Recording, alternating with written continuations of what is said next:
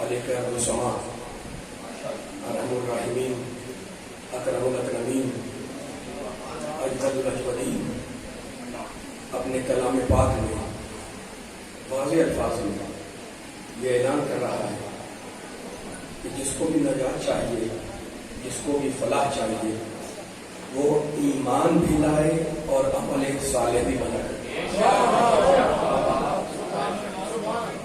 رب کائنات کا یہ وعدہ ہے، یہ اعلان ہے کہ تم ایمان لاؤ گے، اچھا عمل کرو گے تو ہم تمہیں حیات دائمی کی بشارت دیں گے۔ عزیزوں، یہ تو قرآن کا فیصلہ تھا، یہ قرآن کا اعلان تھا فلاح کے لیے، کامیابی کے لیے، نجات کے لیے۔ لیکن دنیا نے جیسے جیسے ترقی کی اور دنیا والوں نے جیسے جیسے کائنات کی توانائیوں کو مسخر کرنا شروع کیا، اس وقت سے ذہن انسانی میں یہ فکر راسخ ہونے لگی کہ اب ہمیں نعوذ باللہ کسی خدا کی کوئی ضرورت نہیں ہے، کسی غیبی سہارے کی کوئی ضرورت نہیں ہے۔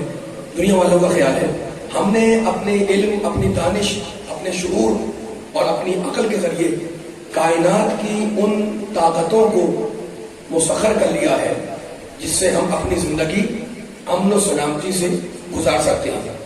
یہ دنیا والوں کا نظریہ کہ ہم نے مظاہر فطرت میں تصویر کی، ہم نے چاند سورج اور اس فطرت کے مناظر میں، فطرت کے مظاہر میں اپنی عقل، اپنے شعور، اپنے علم کو استعمال کر کے ان چیزوں کو پا لیا جن سے ہم اپنی زندگی کو خود بخود آسانی سے گزار سکتے ہیں۔ اب نہ کسی خدا کی ضرورت ہے، نہ کسی غیبی کوئی سہارے کی ضرورت ہے، نہ غیبی واسطے کی ضرورت ہے، ہم نے سب کچھ کر لیا ہے۔ لیکن اب میں ان سے پوچھ رہا ہوں کہ سوال یہ ہے کہ کیا زندگی فقط یہی ہے جو ہم گزار رہے ہیں؟ کل کی گفتگو آپ کے ذہن میں رہے، کیا زندگی فقط یہی ہے جو ہم گزار رہے ہیں؟ اور کیا اس کے بعد کسی اور عالم کا آغاز نہیں ہونا ہے؟ مسئلہ یہ ہے کہ اگر زندگی فقط یہی ہے، 50 سال، 60 سال، 70 سال، 80 سال، 100 سال ہے نا، اگر زندگی فقط یہی 50-100 سال کی ہے تو پھر مجھے بتائیں کہ ضرورت کیا ہے کہ انسان کسی قانون کی پابندی کرے۔ صاحبان فکر سے خطاب کر رہا ہوں میں، ضرورت کیا ہے کہ انسان کسی قانون کی پابندی کرے؟ مجھے بتائیں ضرورت کیا ہے؟ اگر اس دنیا کی بات کچھ بھی نہیں ہے تو کیا ضرورت ہے کہ انسان زندگی کی ترقی میں حصہ لے؟ کیا ضرورت ہے کہ انسان تہذیب سیکھے؟ کیا ضرورت ہے کہ انسان فنون کو حاصل کرے؟ صاحبان فکر بیٹھے ہوئے توجہ فرمائیے گا، ضرورت کیا ہے کہ انسان اچھے مدارس میں پڑھے، اچھے اسکول میں پڑھے، ہے نا؟ رہنا ہے اس دنیا میں 50 سال یا 100 سال، تو جیسی چاہے گزار لو۔ اپنا تہذیب کی ضرورت، نہ تمدن کی ضرورت، ان سے کہہ رہا ہوں میں، نہ تہذیب کی ضرورت، نہ تمدن کی ضرورت، نہ فنون کی ضرورت، نہ ادب کی ضرورت، نہ کسی قانون کی ضرورت۔ لیکن آپ دیکھیں اس کے باوجود انسان تہذیب کا محتاج ہے، تمدن کا محتاج ہے، علم حاصل کرتا ہے، فنون سیکھتا ہے، اب کسی قانون کی پابندی بھی کرتا ہے نا، اپنے بچوں کو اچھے اسکولز میں داخل کرواتا ہے، تو لاشعور بول رہا ہے کہ زندگی قبر پر ختم نہیں ہوتی، قبر سے شروع ہوتی ہے۔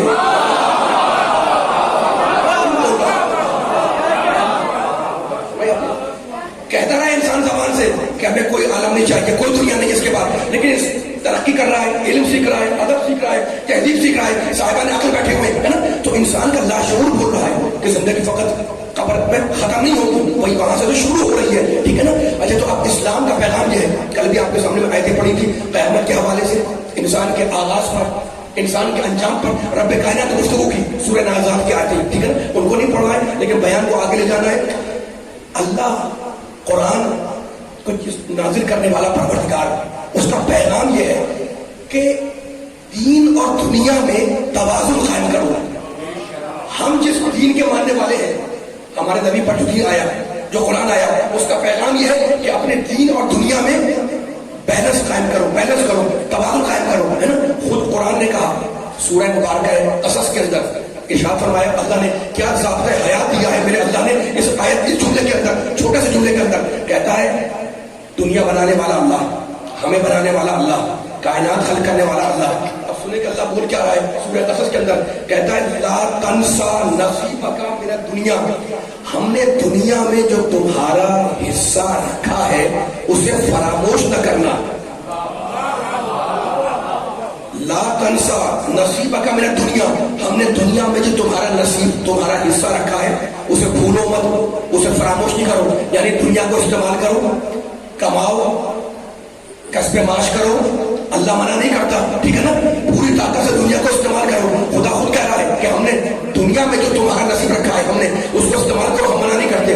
کماؤ، کھاؤ، پیو، کسب کرو، ہے نا، اللہ منع نہیں کر رہا. یہ قرآن کی آواز. اور اب میرے مولا علی نے اسی جملے کی تشریح کی، کہنے لگے اعمل لدنیا کا انکا تعیش ابدا. کیا کمال کا جملہ ہے علی کا. کہنے لگے اپنی دنیا کے لیے، علی بول رہے ہیں، اپنی دنیا کے لیے ایسے عمل کرو کا انکا تعیش ابدا، جیسے تمہیں ہمیشہ یہاں رہنا ہے. میں نہیں بول رہا ہوں، توجہ فرمائیں. کیا ضابطۂ حیات یا اسی قرآن کے اسی جملے کی تشریح کی ہے وہ اس قرآن سامنے. یہ میرا مولانا قرآن نازل. کیا کمال کی جملہ کہا علی نے، اعمل دنیا، اپنی دنیا کے لیے ایسے عمل کرو، کھاؤ پیو، کسب معاش کرو، کماؤ، ہے نا، کأنک تعیش ابدا، جیسا کہ تمہیں ابد الآباد ہمیشہ قیامت تک اسی دنیا میں رہنا ہے. اور اس کے بعد کہنے لگے وعمل لدینک، اور اپنی آخرت کے لیے ایسے عمل کرو کأنک تموت غدا، جیسے تمہیں کل ہی مر جانا ہے. سلامت رہے مولا بارک. میں اپنے مولا علی کا جملہ سنانے کے لیے حاضر ہوا ہوں. علی اور نبی کے چاہنے والوں کے سامنے قرآن کی آیتیں ہیں، نبی کا فرمان ہے، علی کا قول ہے، علی کی حدیث ہے نا، انہی جملوں کو لے کے آگے بڑھ رہا ہوں. کیا کہا قرآن نے، لا تنسا نصیبک من الدنیا، ہم نے تمہارا جو حصہ رکھا ہے سورہ قصص اسے فراموش نہ کرو، دنیا کو پوری طاقت سے استعمال کرو. اللہ منع نہیں کر رہا ہے، توجہ سمجھا رہا ہوں میں، ہے نا. اور میرے علی نے کیا کہا، اعمل لدنیا، دنیا کے لیے ایسے عمل کرو کہ ہمیشہ یہی رہو گے. وعمل لدینک، اور اپنی آخرت کے لیے ایسے عمل کرو کأنک تموت غدا، جیسے تم کل ہی مر جاؤ گے، تمہیں کل ہی مر جانا ہے. یعنی یہ جملہ وہی بول سکتا ہے جس کی دونوں ہتھیلیوں پر دنیا آخرت ہو.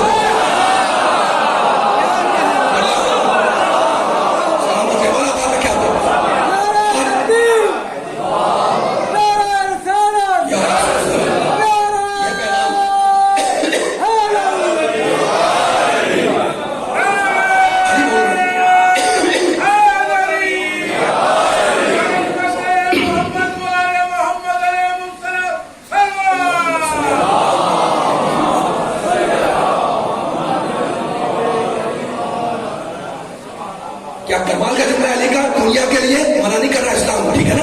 اچھا تو اب دنیا کس لیے بنائی گئی، بیان تو آگے لے جانا ہے مجھے. دنیا کس لیے بنائی گئی، کل کی گفتگو سے مجھے مربوط کرنا ہے ان جملوں کو آپ کے ذہن میں. کل کی گفتگو تازہ ہے نا، وہ آیتیں جو میں نے سورہ نازعات کی پڑھی وہ بھی آپ کے ذہن میں ہے. یہ دنیا کیا ہے، کھیل تماشا ہے. یہ جو قرآن بول رہا ہے میں نہیں بول رہا ہوں، سورہ الحدید کے اندر اعلموا انما الحیات الدنیا لعب ولہو وزینۃ وتفاخر بینکم وتکاثر فی الاموال والأولاد. یہ دنیا کھیل ہے، تماشا ہے، زینت ہے، اپنے آپ کو خرچ کر دینا دنیا کی زینت کے اوپر، ٹھیک ہے. اچھا دنیا کس سے بنائی گئی، الدنیا، آہستہ تو بیان آگے کر رہا ہے. الدنیا مزرعۃ الآخرہ، دنیا آخرت کی کھیتی ہے. دنیا اس لیے بنائی گئی کہ انسان اپنی آخرت کا بندوبست کرے. یہی ہے نا، میں ہوں یا آپ یہ کوئی جو گزر گئے یا گزر رہے ہیں یا گزریں گے. دنیا کس لیے بنائی گئی، ہمیشہ رہنے کے لیے نہیں. الدنیا مزرعۃ الآخرہ، دنیا بنائی گئی کہ انسان اپنی آخرت کا انتظام کرے. لیکن میں کیسے عرض کروں نبی والوں، علی والوں، قرآن والوں، اللہ والوں، کہ مادہ پرست انسان جس نے دنیا کو اپنا مقصد بنایا، مادہ پرست انسان جس نے دنیا کو اپنا مستقر سمجھا، وہ مادی انسان جو مادے میں الجھ کر رہ گیا. اس اب میں اسلام تک آؤں گا لیکن پہلے ذرا دنیا والوں کا نظریہ سنیں. وہ انسان جو مادہ پرست تھا، جو مادیت پسند تھا، جو دنیا میں الجھ کے رہ گیا، جس نے دنیا کو اپنا ہدف بنایا، جس نے دنیا کو اپنا مقصد بنایا، اس نے جب انسان کے مسائل کو دیکھا، مسائل تو ہے نا آپ کے ساتھ بھی، میرے ساتھ بھی، ان کے ساتھ بھی، انفرادی مسائل بھی، اجتماعی مسائل بھی. اب سنیے گا، اس مادی پرست انسان نے جب انسان کے مسائل کو دیکھا تو کہنے لگا انسان کا سب سے بڑا مسئلہ نفس کا مسئلہ ہے. وہ کہہ رہا ہے اگر نفس کو مار دو، اگر نفس کو کچل دو تو سارے مسائل ہو جائیں گے. یہ ایک تھیوری، یہ ایک نظریہ، نفس کو مار دو سارے مسائل حل ہو گئے. آپ مشکل مشکل باتیں سنتے ہیں تو میرا دل لگتا ہے چولوں کو بیان کرنے کا. باتیں باریک ہیں، خشک ہیں، لیکن میں تاجا کے بیان کروں گا. اسے کہ علی نبی کے چاہنے والے ہیں، عقل رکھتے ہیں ماشاء اللہ، اور فکر کرتے ہیں، میں دیکھ بھی رہا ہوں. اچھا تو یہ ایک نظریہ. پھر کسی فلسفی نے کہا کہ انسان ہے اخلاقیات کی بنیاد پر، عفت، شجاعت، عدالت ہے نا، ان چیزوں میں اگر انسان کامیاب ہے تو کامیاب ہے، شجاع ہے، عفت ہے، عدالت ہے، ان میں اگر کامیاب ہے تو کامیاب ہے، اور اگر ان میں ناکامیاب ہے تو انسان ناکامیاب. یہ ایک نظریہ. پھر کسی اور فلسفی نے کہا کہ نہیں بھائی، انسان کا سب سے بڑا مسئلہ پیٹ کا مسئلہ ہے. اگر انسان کو 2 وقت کی روٹی مل جائے تو انسان کی زندگی آسانی سے امن و سکون سے بسر ہو جائے گا. آپ نے دیکھا کہ ہر ایک نے اپنی اینک سے انسان کے مسائل کو دیکھا. توجہ فرمائے تم نے کے اوپر کہ کسی نے روٹی کی آنکھ سے دیکھا 2 وقت کی روٹی مل جائے مسئلہ حل. کسی نے کہا نفس کو مار دو ہے نا، مسئلہ حل ہو جائے. فرائڈ ماہر جنسیات نے کہا کہ انسان کا سب سے بڑا مسئلہ جنسیات کا مسئلہ، جنس کے مسائل حل ہو جائے. وہ کہہ رہے ہیں فلسفی ہے نا، تو سارے مسائل حل ہو جائے. تو ہر ایک نے اپنی اینک سے انسان کے مسائل کو دیکھا. کسی نے روٹی کی نگاہ سے دیکھا، کسی نے مادے کی نگاہ سے دیکھا، کسی نے پیٹ کی نگاہ سے دیکھا، کسی نے تصوف نے آواز دی کہ اگر روح کو اس کی ذات میں فنا کر دو تو سارے مسائل حل ہو جائیں گے. یعنی ہر ایک نے الگ الگ نظریہ پیش کیا اور ہر ایک نے نفس کو کچلنے کی بات کی، مارنے کی بات کی. نفس کو مارو، نفس کو ختم کرو. لیکن اسلام چونکہ نام ہے تو دین اور دنیا کے توازن کا، اسلام نے دین اور دنیا میں ایسا توازن قائم کیا. جب نفس سے نفس کو پاک بناؤ، ہم تمہیں جنت کی ضمانت دیتے ہیں. تو نفس کو کچلنا نہیں ہے، پاک بنانا ہے.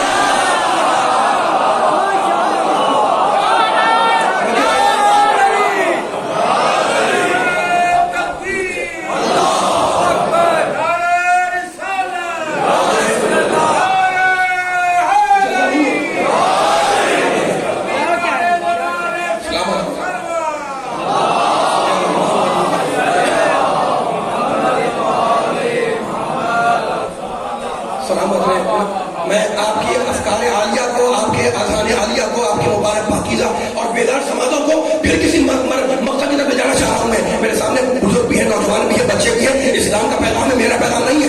اور دنیا مزرعۃ الآخرہ، دنیا آخرت کیسی ہے؟ کوئی مادے کی نگاہ سے دیکھ رہا ہے نا، جس نے اپنے آپ کو دنیا میں غرق کر دیا. کوئی کہتا ہے پیٹ کا مسئلہ، کوئی کہتا ہے روٹی دے دو انسان کے مسئلہ ہو جائے، کوئی کہتا ہے جنس کے مسائل ہو جائے، کوئی کہتا ہے روح کو فنا کر دو اس کی ذات کے اندر. لیکن اسلام کہتا ہے نہیں، والنفس وما سواها، نفس کو پاک بناؤ، ہم تمہیں جنت کی ضمانت دیتے ہیں. ٹھیک ہے نا؟ تو نفس کو پاک بنانا ہے نا، پاک بنانا ہے. یعنی آپ نے دیکھا کہ اسلام نے انسان کے ہر جذبے کو تسلی دی. نفس کو کچلنا نہیں ہے، نفس کو مارنا نہیں ہے، نفس کو پاک بنانا ہے. اب انسان ہر جذبے کو تسلی دیتا چلا. اسلام نے آواز دی النکاح من سنتی، نکاح پوری چیز نہیں، رسول کی سنت ہے. اسلام نے آواز دی القاسم حبیب اللہ، کسب معاش کرنے والا اللہ کا محبوب ہے. اللہ اکبر. اسلام کا پیغام ہے نکاح پوری چیز نہیں ہے، رسول کی سنت ہے. القاسم حبیب اللہ، کسب معاش کرنے والا اللہ کا محبوب ہے. آپ دیکھیں کس طریقے سے اسلام اس انسانی جذبوں کو تسلی دیتا ہوا چلا ہے نا. لیکن خبردار، نفس کو کنٹرول میں رکھو. اسلام کا پیغام یہ ہے کہ ٹھیک ہے استعمال کرو، لیکن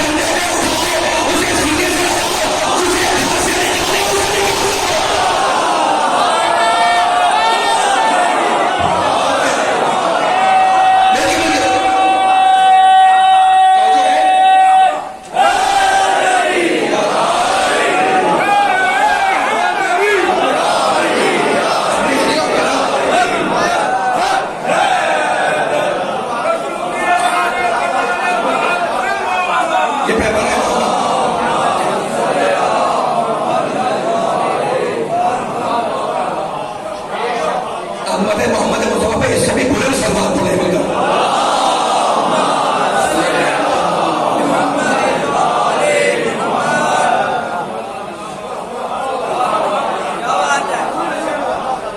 अल्लाह ने पैदा किया है हमें, सूरत नहल में बोल रहा है नबतली है, इन्ना खलक़ना इंसाना मिन नुतफ़तिन अमशाजिन नबतली है, हमने तुम्हें मादे तख्लीक़ से पैदा किया, कतरे नजिस से पैदा किया। क्यों पैदा किया? नबतली है, ताकि हम दुनिया में तुम्हारा इम्तिहान लें। फिर तकरीर को मोड़ रहा हूँ एक दूसरे एंगल की तरफ, मेरा साथ दीजिएगा। जरा सी बारीक बात है तो आहिस्ता हो रहा हूँ, कोशिश कर रहा हूँ कि हर सुनने वाले तक पहुंच जाए। कोई पैगाम है मेरे अल्लाह का, कुरान का, नबी का, है ना, इन्हीं जुमलों को छोड़कर मैं प्यार आपको आपके बातों की नजर करता हूँ। मेरे साथिएगा, देखो अल्लाह ने पैदा किया, हमारा पैदा करने वाला अल्लाह, सूरज का पैदा करने वाला अल्लाह, पूरी कायनात का पैदा करने वाला अल्लाह, है ना। लेकिन देखिएगा इंसान के ऊपर देखिएगा, इंसान को जब अल्लाह ने पैदा किया तो उसने मौलूद को, उसने विलादत को मुस्तहब करके बताया कि ये नजिस नहीं है।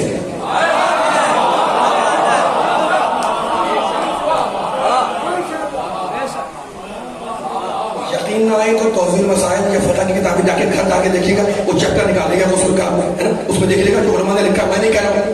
अल्लाह ने इंसान की पैदाइश पर उसने विलादत को मुस्तहब करके बताया कि ये नजिस नहीं है। ठीक है, अगर नजिस होता तो उसने विलादत वाजिब होता।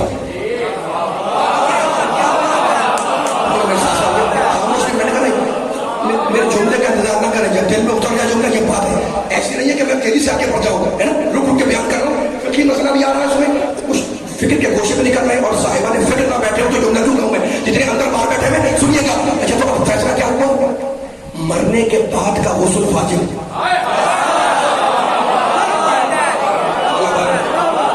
कोई फिक्र है? मरने के बाद का गुस्ल वाजिब।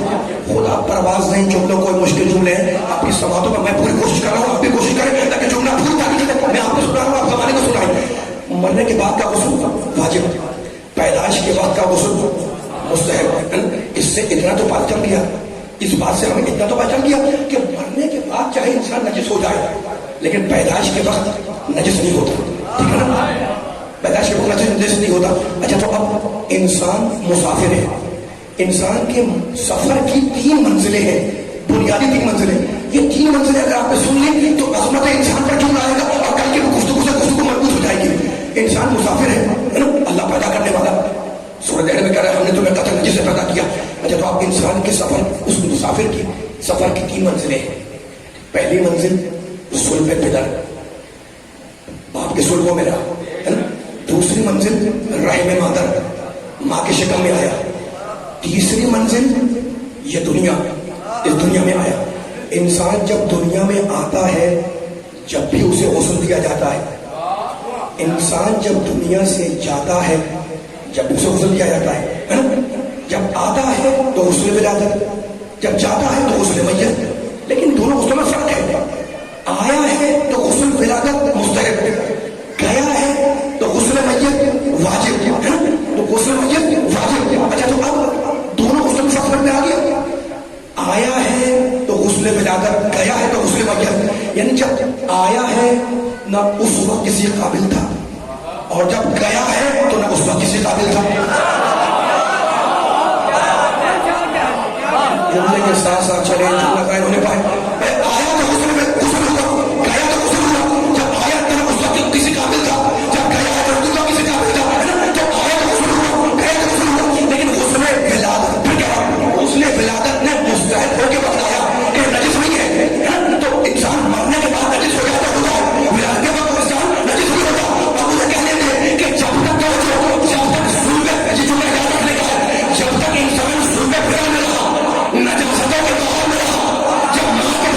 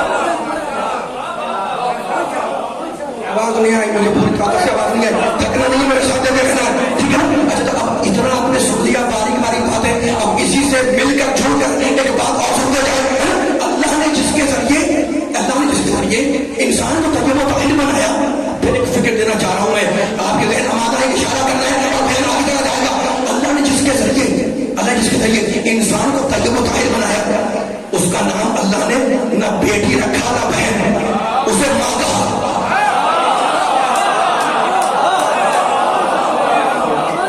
خدا کرے جملہ کو کیا کروں، پوری طاقت لگائے، پوری طاقت، خاموش پہ بیٹھ کے نہ پڑھنے کا مزہ آئے گا نہ سننے کا آئے گا۔ تھوڑا میرا ساتھ دے کریں، ختم ہے تو ختم تو ضرور کریں، لیکن میں جملہ بیان کر سکتا ہوں 3-4 گھنٹے کا سفر کر کے اور بھی ختم کا حاصل دے رہا ہوں، لیکن جملہ بیان ہونے کا ادھر بیٹھے ہوئے اب جتنے جملے میں نے کہے اسی کو آگے بڑھا رہا ہوں، تشریح کر رہا ہوں۔ اللہ نے جس کے ذریعے انسان کو طیب و طاہر بنایا، اس کا نام نہ بہن رکھا نہ بیٹی رکھا، اسے ماں بنایا، یعنی یہ وہ ہستی ہے جسے اللہ نے ماں کا نام دیا، اور اس ہستی کے ذریعے اللہ نے نجس انسان کو پاک بنا دیا۔ تو یہ عورت جس کے ذریعے اللہ نے انسان کو پاک بنایا، اس کا نام اللہ نے ماں رکھا، ماں دھوتے ہوئے، اور ماں کے ذریعے نجس انسان کو پاک بنا دیا۔ آپ سمجھ میں آیا؟ اللہ جب اپنی کسی کی طہارت کا نام لیتا ہے تو اس عورت کو ماں بناتا ہے۔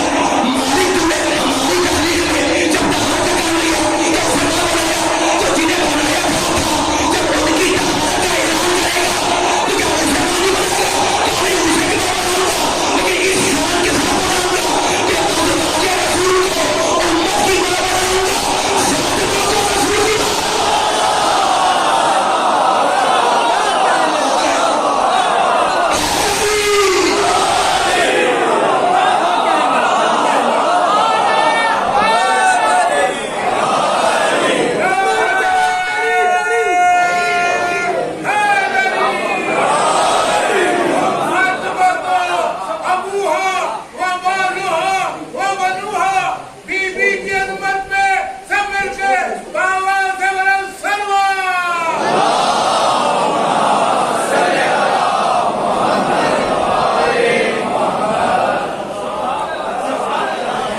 اس سے بھی بلند سلوات پڑھتے ہیں مولا سیدہ کی۔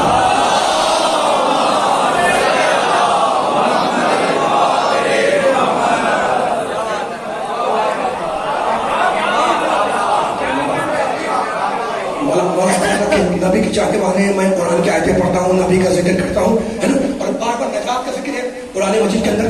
جو میں نے سلام کلام میں آیت پڑھی ہے اس میں کیا کہا نے، من عمل صالحا من ذکر او انثی، جو بھی اچھا عمل کرے مرد ہو یا عورت۔ پھر کسی مقام میں کہتا ہے انا خلقناکم من ذکر و انثی، ہم نے تمہیں مرد اور عورت سے پیدا کیا۔ مجھے فرمائیے گا جو باری باری باتیں آپ پوری بیداری سے سن رہے ہیں تو میرا دل چاہ رہا ہے پڑھنے کا، ٹھیک ہے نا؟ اب بہت ابھی بیان نہیں کرتا ہوں میں، لیکن جو جملے بیان کرنے لگا ہوں میں ان پہ بولتے ہوئے تو چاروں سننے والوں کی۔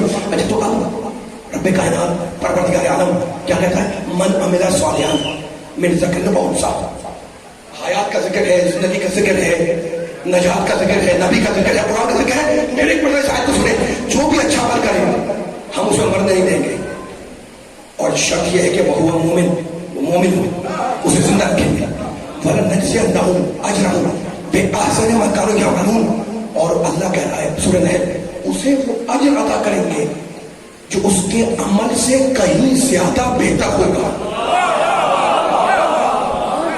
میں نہیں بول رہا ہوں، اللہ بول رہا ہے، من عمل صالحا من ذکر و انثی وهو مؤمن، جو بھی عمل کرے بشرط کہ وہ ایمان رکھتا ہو، ہے نا، ہم اسے زندہ کریں گے۔ تو آپ نے دیکھا کہ اللہ جہاں بھی جنت کی ضمانت دیتا ہے، جہاں بھی اللہ فلاح کی ضمانت دیتا ہے، جہاں بھی کہتا ہے کہ میں نجات دوں گا، وہاں دو چیزیں بنیاد، ایمان عمل صالح، ایمان عمل صالح۔ والعصر ان الانسان لفی خسر، قسم ہے گزرتے ہوئے زمانے کی پوری انسانیت خسارے میں، الا الذین آمنوا وعملوا الصالحات، مگر وہ کہ جو ایمان لائے اور جنہوں نے عمل صالح کیا، ہم انہیں مرنے نہیں دیں گے، ہم انہیں خسارے سے بچا دیں گے۔ پوری انسانیت خسارے میں، الا الذین آمنوا وعملوا الصالحات، مگر جو ایمان اور عمل والا ہے وہ خسارے سے بچا ہوا ہے۔ نجات کی ضمانت کس چیزوں پر؟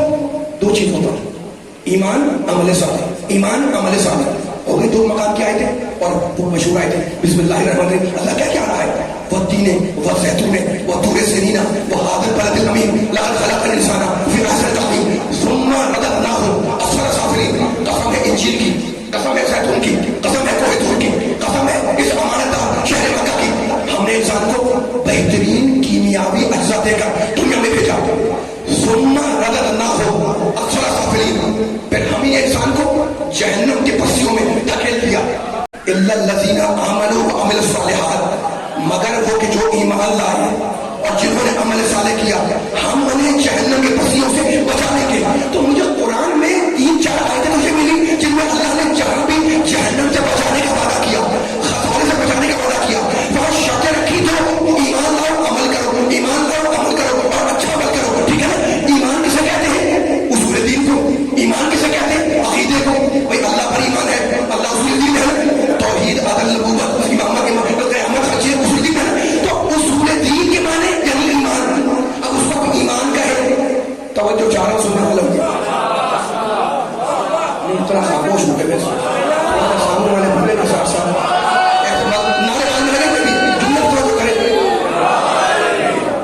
ایمان کہیں, اصول دین کہیں یا عقیدہ کہیں, اس کے معنی ہے. اچھا دوسرا جملہ کیا ہے؟ عمل صالح کرو میں نجات دوں گا. اللہ کہہ رہا ہے وہ عمل صالحہ.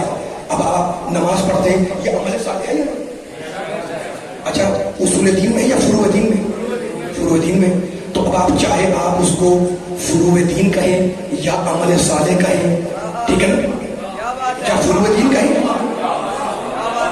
یا عمل صالح کہیں یا عبادت کہیں؟ نماز عبادت ہے اللہ کی, اس کے معنی ایک ہے. بھائی کیا کر رہا ہے؟ اللہ کی عبادت کر رہا ہے. کیا کر رہا ہے؟ عمل صالح کر رہا ہے. کیا کر رہا ہے؟ نماز پڑھ رہا ہے. کیا ہے کہ فروع دین کے اندر ہے. تو بس چھٹنا میرا مکمل ہو گیا. اگر آپ نے سن لیا تو میں بیان آگے لے جا رہا ہوں. اللہ نے کیا کہا؟ اللہ نے کیا کہا کہ جنت ملے گی تمہیں 2 چیزوں پر, ایمان پر اور عمل صالح پر. ایمان یعنی اصول دین, ایمان یعنی اصول دین, عمل صالح یعنی فروع دین. جب میرا علی خطہ میں جا رہا تھا تو میرے نبی نے کہا بارجہ ایمان میں کل لے ہو. یہ علی نہیں جا رہا, یہ کل لے ایمان جا رہا ہے. اور جب علی خطہ میں سجاد کے رہے تو نبی نے کہا ضربت علی یوم الخندق ہے, خجل ہے میرے عبادت کے سالے علی کی ایک مرد سکرین کی عبادت سے افضل ہے. ایمان کہتے ہیں اصول دین کو, عبادت کہتے ہیں فروع دین کو. بتا دیا کہ اصول دین بھی علی ہے, فروع دین بھی علی.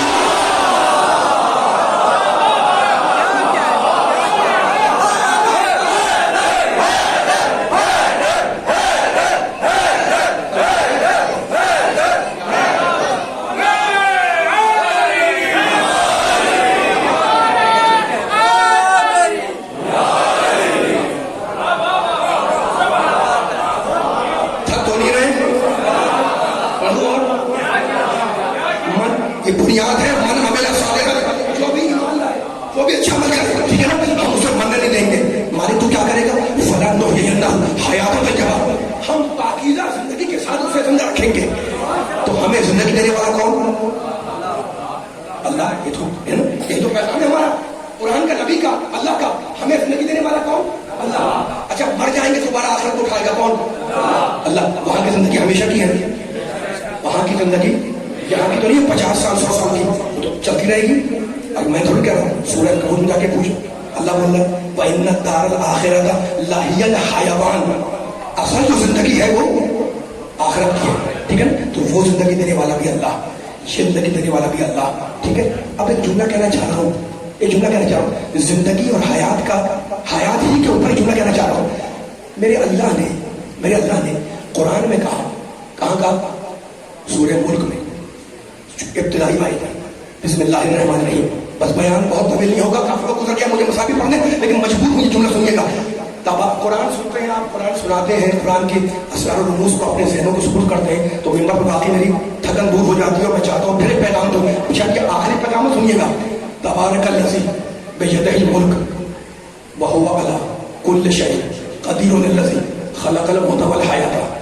اللہ کہتا ہے کہ بابرکت ہے وہ اللہ جس کے, بولتے رہنے میرے ساتھ ساتھ, بابرکت ہے وہ اللہ جس کے قبضے قدرت میں پوری کائنات ہے اور وہ ہر شے پر قدیر ہے.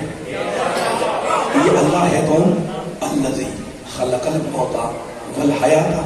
یہ اللہ وہ ہے جس نے خلق الموت والحیاۃ, موت کو بھی خلق کیا, حیات کو بھی خلق کیا. موت اللہ کی مخلوق, حیات اللہ کی مخلوق. اور آیت کرسی میں کہتا ہے اللہ لا الہ الا هو الحی القیوم. اللہ کہتا ہے میں خود بھی صاحب حیات ہوں. تو ایک حیات جو مخلوق کو ملی,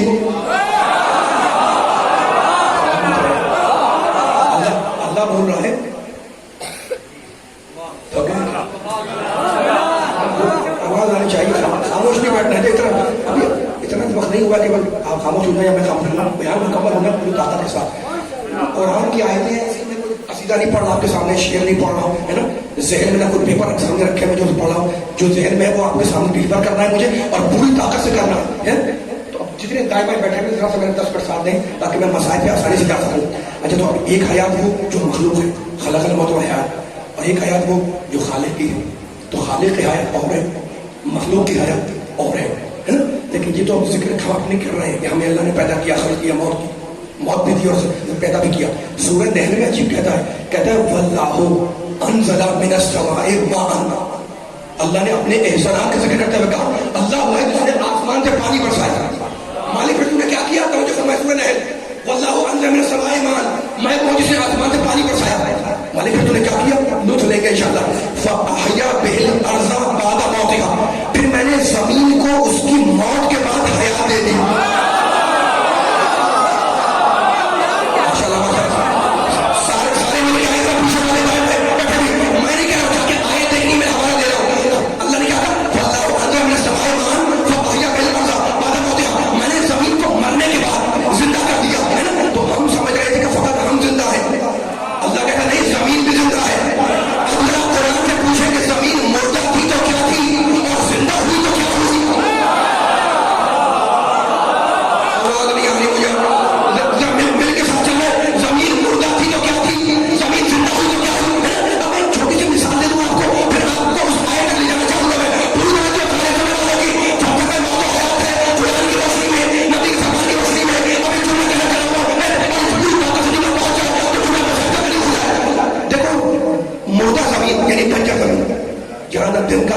تنکا ہو گئے, نہ دانا ہو گئے. اگر آپ اس زمین میں کوئی بیج بوئیں تو کچھ اگے گا نہیں. سورج کی گرمی سے اتنی تپش پڑے گی اس بیج کے اوپر, کوئی چیز کا بیج ہو, کہ تھوڑی دیر میں وہ بیج جل کر راکھ ہو جائے گا. آگے نہیں بڑھوں گا اگر بولنے کے نہیں.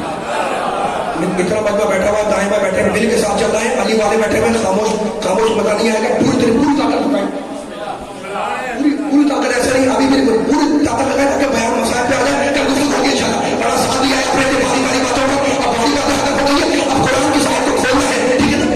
کیا کیا کریں آپ نے بنجر زمین میں جا کر ایک آگ بھی اٹھلی بولی, تھوڑے دنوں کے بعد جا کے دیکھا تو ختم, کچھ بھی نہیں. اٹھلی بھی گئی, چل کے بات ہو گئی, خراب ہو گئی, سڑ گئی. پھر کسی صاحب نے کوئی بیج بویا سبزی کا, کوئی زمین بنجر تھی, مردہ زمین تھی, کچھ بھی نہیں نکلا, وہ بیج بھی غائب ہو گیا, سڑ کے ختم ہو گیا, راکھ ہو گیا. ٹھیک ہے نا. تو یہ زمین کے مردہ ہونے کے علاوہ کہ جو بیج دے رہے ہیں, جو بوٹلی بو رہے ہیں, نکل کچھ نہیں رہا, باقی جو گٹھلی ہے وہ بھی ختم ہو جاتی ہے. ٹھیک ہے نا. یہ زمین کے مردہ ہونے کی علامت ہے. اور اب قرآن کہتا ہے کہ جب ہم نے پانی برسا کر زمین کو زندہ کیا تو ہم نے ایک دانے کو 700 بنا دیا. مل کے بچے کو ختم ہو رہی ہے, ختم نہیں ہے.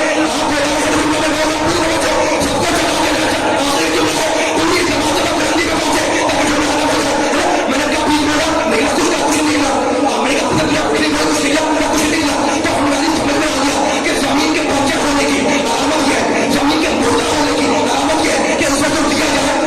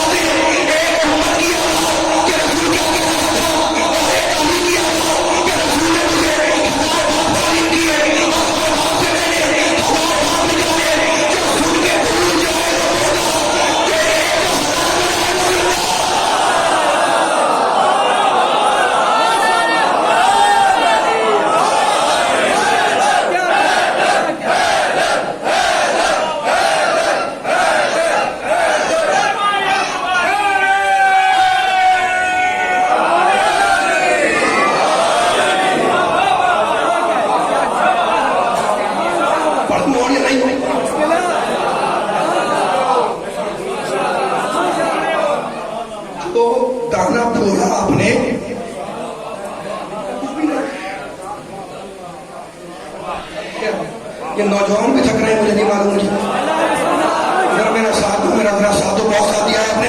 اب مشکل باتیں تو کل ہوں گی نا انشاءاللہ، ہے نا. وہ بھی ساتھ جا کے بیان کرتا ہوں میں، وہ باتیں ختم کر کے آپ نے بڑی میدانی سے جملوں کو سماجوں کو میں نے دیکھا ہوں بڑی بیدار بیٹھی ہوئی ہے ایک سماعتیں پڑھنے کی، اور بڑی مشکل باتوں کو بڑی بیداری سے آپ نے ذہن کو سپرد کیا ہے. اب بیان ختم کر گیا، مجھے مسافر کروانا ہے، میں وقت بھی گزر چکا ہے، لیکن اب یہاں سے جو میں کہنا چاہ رہا ہوں میں تاکہ آپ کے عقیدے کی ترجمانی ہو جائے، آپ کے عقیدے کی میرے عقیدے کی ترجمانی ہو جائے. کیا کہا تھا میرے سننے قرآن نے، کیا کہا حتی اذا خرجوا من عندك قالوا للذين اوتوا العلم میں چھوٹی سے پہلو میں بیٹھنے والے، یہ میری طرف میں بیٹھنے والے، حتی اذا خرجوا من عندك کان لگا کر تیری بات سنتے ہیں، لیکن جب باہر آتے ہیں تو جنہیں ہم نے علم دیا ہے ان سے پوچھتے ہیں کہ رسول ابھی کیا کہہ رہا تھا. جو سن کے بھول جائے وہ مردہ، آپ تو بولنے میں پیش آتے ہیں، جو سن کے بھول جائے وہ مردہ، جو ایک میرا علی ہے زندہ، میرا علی ہے زندہ، میرا علی ہے زندہ، ہے جو دنیا کا زندہ، جو علی کے مقابلے میں آئے، ہے جو زندہ علی کا مقابلہ نہ کر سکے تو مردے جو علی کے مقابلے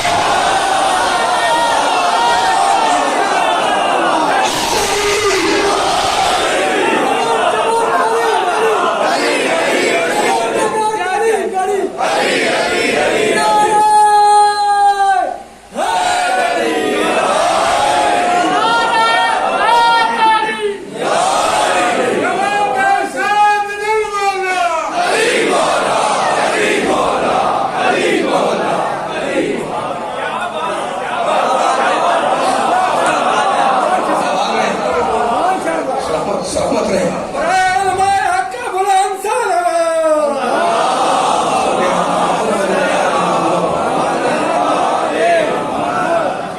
یہ علی کے نام کا معجزہ ہے جو بوڑھے کو جوان بنا دیا.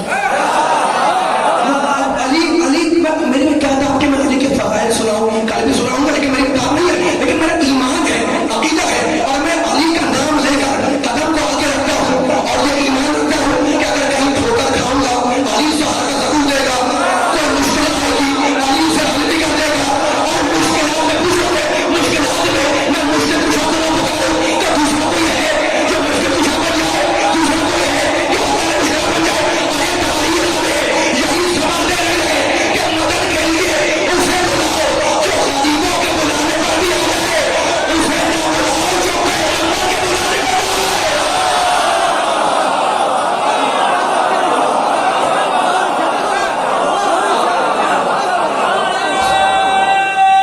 اسے بلاؤ.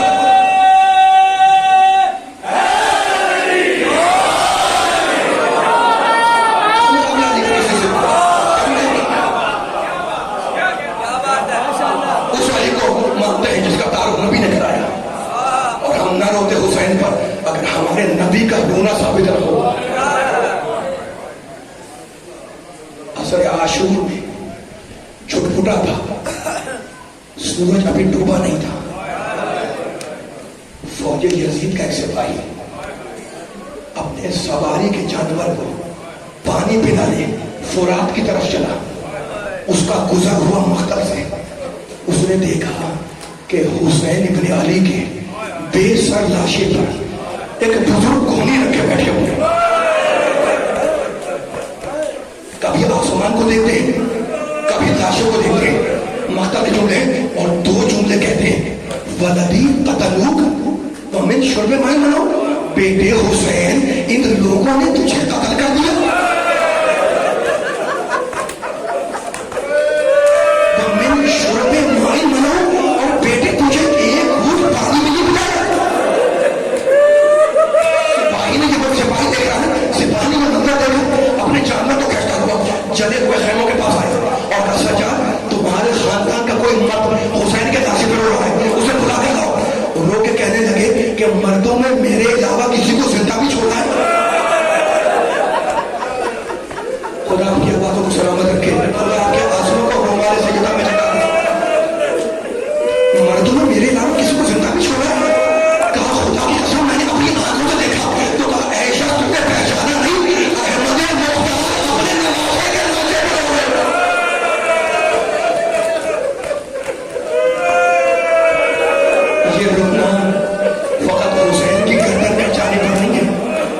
یہ رونا اس زخمی کان پر ہے جس سے گوشوارہ نوچ کے نکالا ہے. یہ رونا اس سر پر ہے نا قافلے پر ہے جو کربلا سے کوفہ اور کوفے سے شام جایا ہے. محرم کی آخری تاریخیں کی جب اہل حرم کا قافلہ ایسے مقام پر پہنچا جہاں سے دمشق شہر نظر آ رہا تھا. قافلے کو روک دیا گیا. زہر بن قیس حسین کا سر لے کر یزید کے دربار میں آیا اور کہا امیر وہ قیدی آ گئے جنہیں کربلا میں ہم نے اسیر کیا. کارو جاؤ مختار کے جملے کارو جاؤ اپنے وزراء بلوائے مشیر بلوائے بڑے بڑے لوگوں کو بلوایا. رونے والوں جب مشیر آ گئے وزراء آ گئے بڑے بڑے لوگ آ گئے تو کہنے لگا کہ بڑے گھرانے کے قیدی آئے ہیں نا. کہا ہاں امیر. کہا بڑے گھرانے کے جب قیدی آتے ہیں تو کیا کیا جاتا ہے؟ کہا امیر عوام کو اتنی مہلت دی جاتی ہے کہ وہ اپنے لیے نیا لباس سلوائیں گھروں کا رنگ روغن مکمل کروائیں. آپ رو رہے خدا آپ کے عہدے کو سمجھا رکھے. کہا کتنی مہلت درکار ہے؟ مقتل جو نے کہا امیر 3 ہفتے دے. کہا نہیں 3 ہفتے بہت زیادہ ہے. کہا اچھا امیر پھر 2 ہفتے کی مہلت دے. یزید نے کہا 2 ہفتے بہت زیادہ ہے. کہا اچھا امیر پھر ہمیں 3 دن کی مہلت دے. کہا جاؤ تو میں 3 دن کی مہلت دی. 3 دن تک دمشق والے نئے لباس سلواتے رہے سڑکیں صاف کرواتے رہے اور 3 دن تک آل محمد کا لوٹا ہوا قافلہ دن کی دھوپ اور رات کی شبنم میں دمشق کے شہروں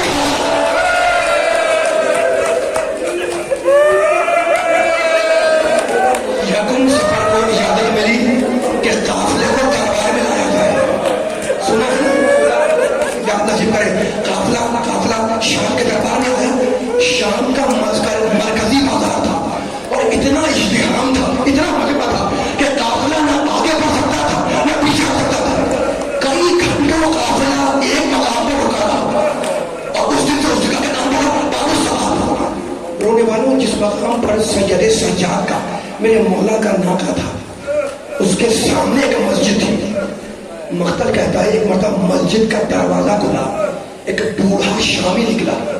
اس نے قیدی کو غور سے دیکھا اور کہا خزلکم اللہ نے تمہیں رسوا کیا. سجاد نے سر کو بلند کیا. کہا اللہ ہمیں کیوں رسوا کرے گا؟ انما یرید اللہ لیذھب عنکم الرجس اہل البیت. شامی گھبرایا. کہا قیدی یہ آیت تو اہل بیت کی شان میں نازل ہوئی. یہ دنیا کیوں بھائی؟ سجاد نے دوسری آیت پڑھی وَيُجْعَلُ اللَّهُ اللہ کے حوالے کو سلامت رکھے. وَيُجْعَلُ اللَّهُ بِهِ مِسْكِینًا وَیتیمًا وَاسِیرًا. شامی سے گھبرایا. کہا قیدی یہ آیت تو جب نازل ہوئی جب حسنین نے روزہ رکھا تھا. یہ دوسری آیت کیوں پڑھی؟ سجاد نے تیسری آیت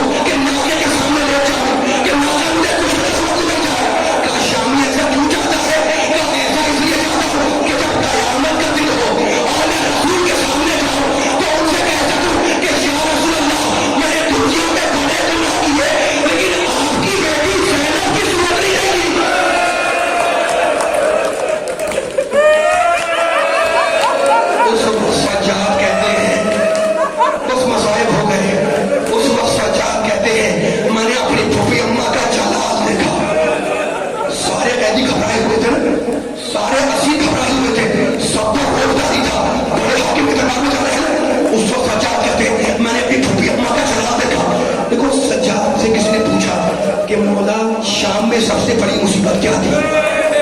کہنے لگے سب سے بڑی مصیبت یہ تھی